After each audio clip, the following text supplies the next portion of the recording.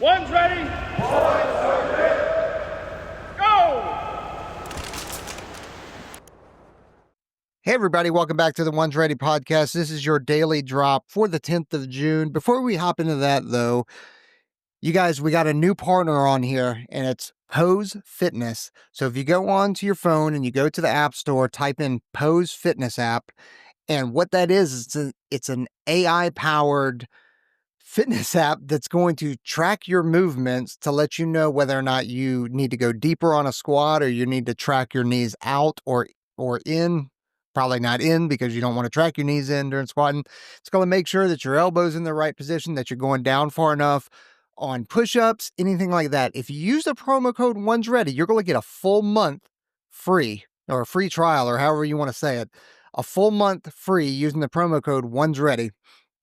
These guys, like, the technology that is involved in this is pretty wild, and it uses your phone to track all the movements and all that kind of stuff. And it's a whole bunch of gee whiz stuff that I don't quite understand, but you guys should probably not be surprised by that. Also, to help you get into that fitness regime, head over to 18afitness.com. Use the promo code #1ready to get yourself a discount. Coach Edge he's a retired 18 Alpha, which an 18 Alpha is a ODA or a Green Beret officer. And he will tailor make a program for you based off of your current fitness level, what you need your fitness level to be, and how much time you have to get there. All right, over to the joint news. Trump deploys 2,000 additional National Guard troops to Los Angeles. President Trump mobilized 2,000 Air National Guard troops to support immigration law enforcement in Los Angeles. Pentagon spokesperson Sean Parnell noted the troops will assist federal efforts, with some deployed to oversee border. This is a massive topic that definitely needs some debate on whether or not President Trump should be doing this, whether or not he's disrupting the sovereignty of California. There's debates on both sides of it, and I'm definitely not going to get into it here, but it's kind of wild times, and I'm here for the chaos of it, but man, I also don't like seeing Americans and American cities going down the shitter. All right, next, amid LA protests, National Guard and Marines deployed with restrictions. National Guard and Marines were deployed to LA amid protests, tasked with force protection but not law enforcement. Local officials ensured troops carried ammunition for self-defense without loaded weapons, limited their engagement. Force protection is a lot different than law enforcement. And I am glad, however, that they allowed them to carry loaded weapons or live rounds, even though I think it's BS that they're not loaded, because they should be loaded. Because if not, when you need to engage the enemy, you need a round in that chamber. That weapon needs to be serviceable and ready to go, not, oh yeah, I need to lock and load. You know what I mean? It's not a very good practice. And the safety and security of our military personnel should be really, really high. Don't handcuff them.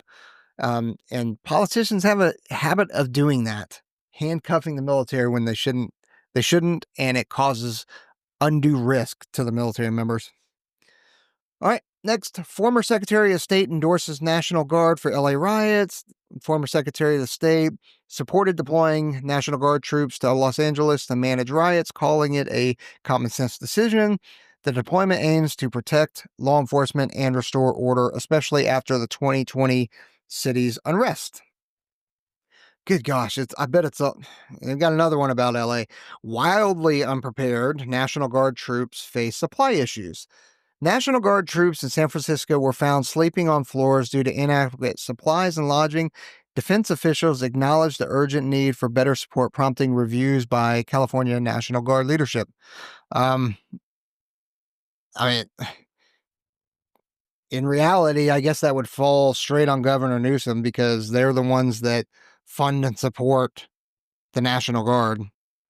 But, also we're the military and we're deploying in haste to an area.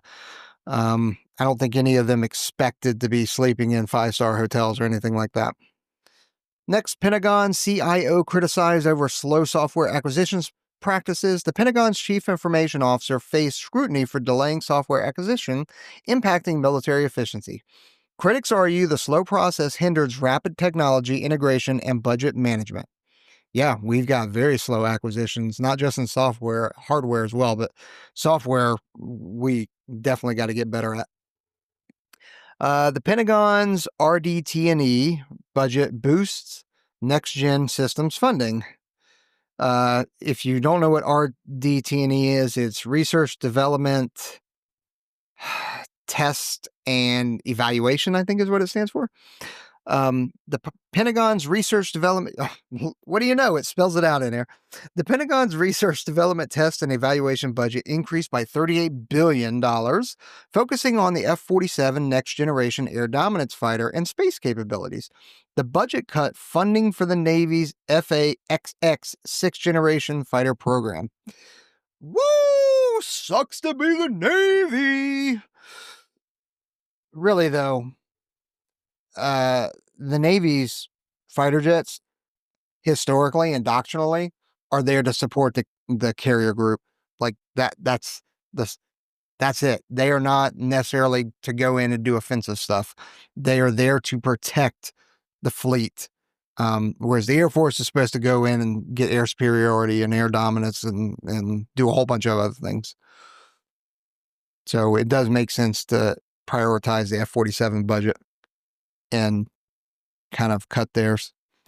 The Air Force news specifically is U.S. bombers U.S. bombers to step up combat operations as demand grows.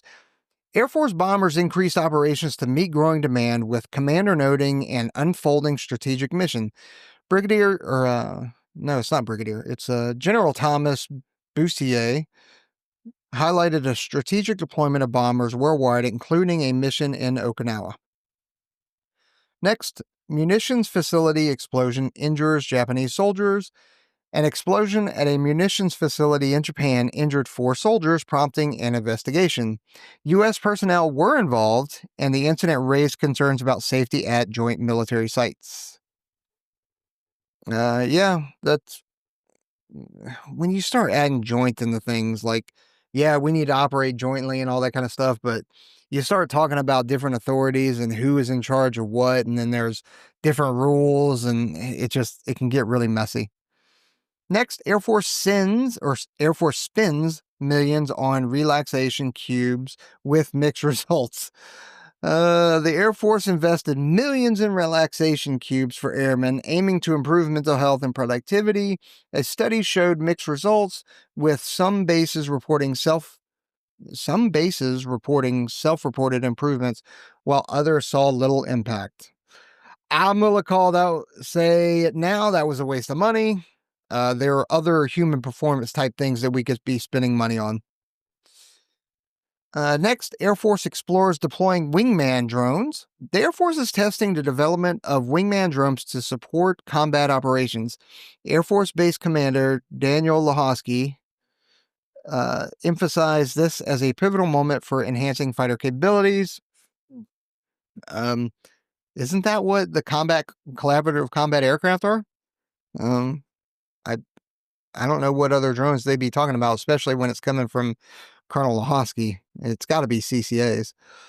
Next, Russia downs Ukrainian F-16 fighter jet. Russia shot down a Ukrainian F-16 fighter jet with a Swedish reconnaissance aircraft assisting in the operation. Ukrainian forces reported the loss, highlighting ongoing aerial conflicts with Russia. All right, Space Force news. House Appropriations unveil defense bill boosting Space Force funding. The House Appropriations Committee proposed a defense spending bill that boosts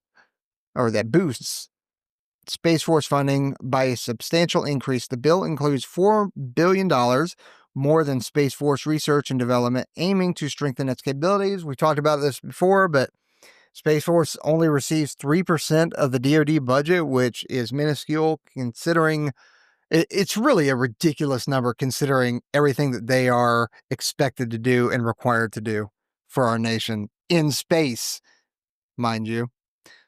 Next, bipartisan House proposal aims to speed up defense acquisitions. A bipartisan House proposal seeks to accelerate defense acquisitions process, including for Space Force projects. The plan introduces the streamlining procurement for effective execution systems to address urgent needs. Cool. Next, Space Force Guardian and NASA astronaut discuss ISS mission. Colonel Nick Hague shared insights on his International Space Station mission, detailing the challenges of microgravity. He discussed transitioning to the Space Force and the teamwork required for astronauts to transfer. Next, Space Force reflects on unconstrained early days. Retired Lieutenant General John Shaw reflected on the Space Force's early, flexible beginnings, noting its cultural shift. He highlighted the growing influence of commercial partners and future opportunities for service. Sir, I hate to tell you, but I mean, I guess I don't hate to tell you. There is still some of that. Like, I like that flexibility, and that was what was super attractive about the Space Force at the time. There is still some of that attractiveness now. However, the Space Force is still trying to find its culture and what it's supposed to do and what its enlisted members are supposed to do, what its officers are supposed to do, what its government civilians are supposed to do. And obviously the contractors know what they're supposed to do because they're hired to do so. But so that kind of cultural shift is still there, and it needs to get worked out. And I know they're working on it. So the House Armed Services Committee warns White House over delayed budget impact on Space Force. The House Armed Services Committee rebuked the White House for delaying the FY26 defense budget, warning of potential Space Force funding cuts. Chairman Mike Rogers stressed the need for a timely budget to inform military decisions. I agree. Well, I agree that timely budget informs military decisions, as I deal with budget stuff. Next, DoD S-band allocation for Golden Dome by Spectrum auction. The Defense Department's S-band allocation for Golden Dome missile defense is at risk due to a proposed Spectrum auction. Experts argue that selling this band could disrupt radar operations critical for border defense. Yeah, let's make sure let's not do that, and then let's knock this Golden Dome thing out. All right, these are of interests. Military families sue over book bans due to ideological restrictions. Military families sued the Department of Defense over book bans at military schools, citing restricted access. The lawsuit claims the bans limit educational materials, affecting 0.1% of the classroom content. You're going to, this is a money grab. Are you freaking kidding? You're going to sue the Department of Defense.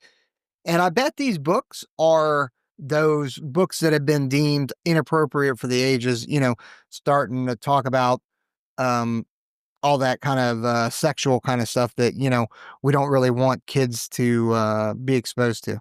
So, yeah, I think that tells you what kind of people they are. Groomers! All right. Next, legal issues surround Trump's use of force. Man, good gosh. Let me try that again. Legal issues surround Trump's use of troops to suppress protests. Trump's activation of the California National Guard to suppress Los Angeles protests raises legal concerns. Critics argue it may bypass local law enforcement authority, potentially violating the Insurrection Act without gubernatorial consent. Yeah, but if the governor isn't doing what is required to protect its citizens and save its city, then I think it is the federal government's right and authority to be able to spin. But I don't know. Maybe I'm wrong with that. And I'm not talking about ideological stuff either. I'm talking about just in general. Makes sense to me, but whatever. Russia's Spiderweb warning urges U.S. drone defense priority. Experts warn that Russia's drone attacks, dubbed the Spiderweb, pose a significant threat to U.S. forces. The Center for a new Secretary The Center for a New Security Analysis recommends prioritizing robust layer drone defense systems. All right, last one. Pentagon's RDT&E budget revealed with next generation systems boost. The Pentagon's RDT&E budget increased from $1 billion to $75 million. That makes zero sense. Let me just read it though.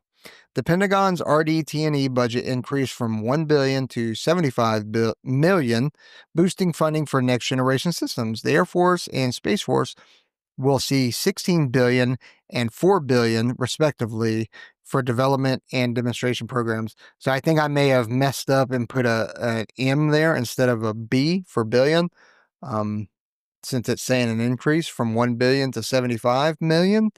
So that's got to be what that is. Anyway, seriously, appreciate you guys being here. Appreciate you watching, hitting that thumbs up button, leaving a comment.